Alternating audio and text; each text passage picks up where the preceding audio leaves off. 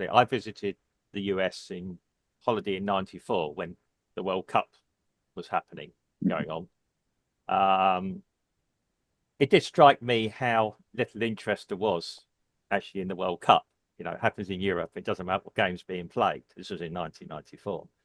And um, they'd have it in the pub or a bar, and there'd be like one person watching or two, either an Italian guy or somebody, Latin or Italian, or a black guy. They're the only people that were watching it. Everybody else was in the other bar, watching whatever else was on TV or doing other things. That's one thing I remembered. I wasn't there for the World Cup. It just so happened I booked a holiday to go there. Two weeks traveling. Was it called a Western Adventure or something? It was a tour. Yeah, not the best way to see the US. Stop off at all the normal touristy places. Encouraged to spend money. Yeah. How you guys survive with local taxes, I do not know. I'm still confused when I look at them today. Yeah.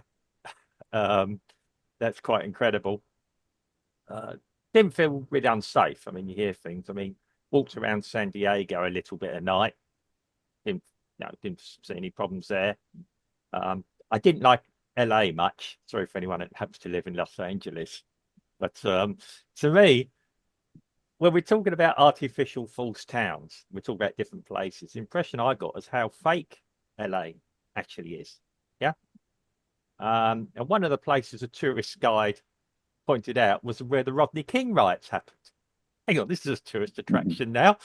You got the Mhm. the shopping centre and the shopping mall and all that. That's where the video was shot and everything. Oh, this is they got a plaque there yet? Yeah. And obviously it was just after the quake as well. So there's still some building work. So I visited there and I've done San Francisco. Um, Have you done any parts of the middle of the country or no, any smaller no, places? I've only been It there once. Yeah. it's a very different. The U.S. is very different in its big Mm, cities versus its mid-sized cities versus its rural yeah. areas. Yeah. I mean, obviously, as Steve was saying, and I watch films more than Steve, and a lot of my perception about the US is through TV and film. Yeah. Mhm. I grew up watching the teen comedies of the 80s, Breakfast Club, and things like that. Mhm. And obviously, other things that came out. Starsky and Hutch, I know, is artificial. Dukes of Hazzard, well, I was gonna say I was gonna throw in Dukes of Hazzard. That was so artificial. oh yeah, we knew that. I mean, they've all but tried to stop it being shown now for a couple of reasons that can't really see It, it. We it can. was it was terrible stereotyping, but it was still an interesting show. It was fun, and I think that was it. It was fun. We knew it wasn't the real. Even when we were growing up, it's 7, 8, 9, 10. It's not the real US. Yeah. More recently, I mean, obviously, been watching. I've watched the first series of Yellowstone. Yeah, Mm. got into that now. I'm not sure when you read it that has to be a complete fan. Well, a lot of it to me, it was Games of Thrones and mafia films put with Stetsons with cowboys in it. Yeah. Um, Elements of probably what we perceive as real ranching happening or the real sort of countryside in the US. Yeah. But very, very interesting. And I know it sort of caught the imagination of a lot of people outside the US as well. For better or for worse. Obviously, that's not true. Yeah, I'm doing this because it's popular culture.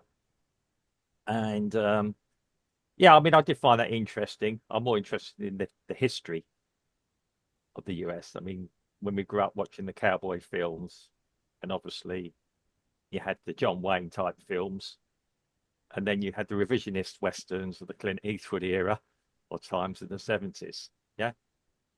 Um, Yeah, I think you got to keep in mind too, going back to some of Steve's questions, which is yeah.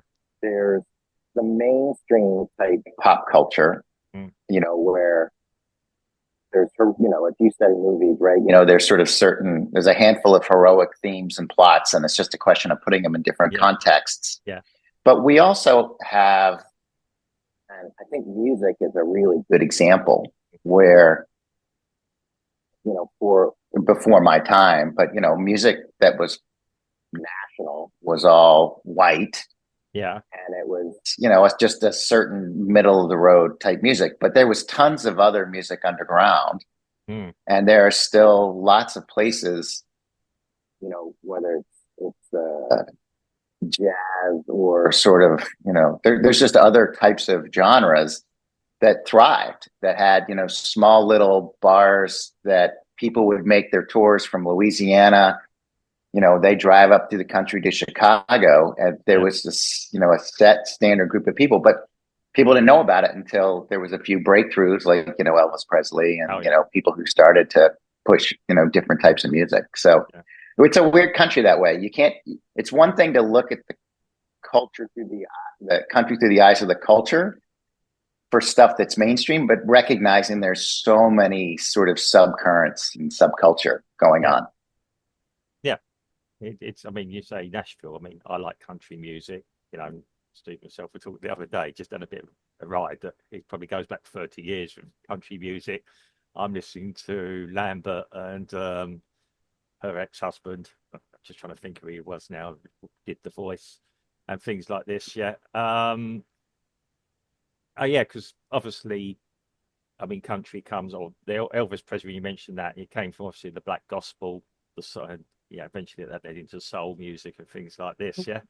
Um, When you're talking about the United States, I mean, you're talking about a vast country, and that's exactly it. It's the United States, and each state is easily the size of a country, for example, in Europe. So if you go traveling around Europe, you're going to get different cultures yeah. in different areas.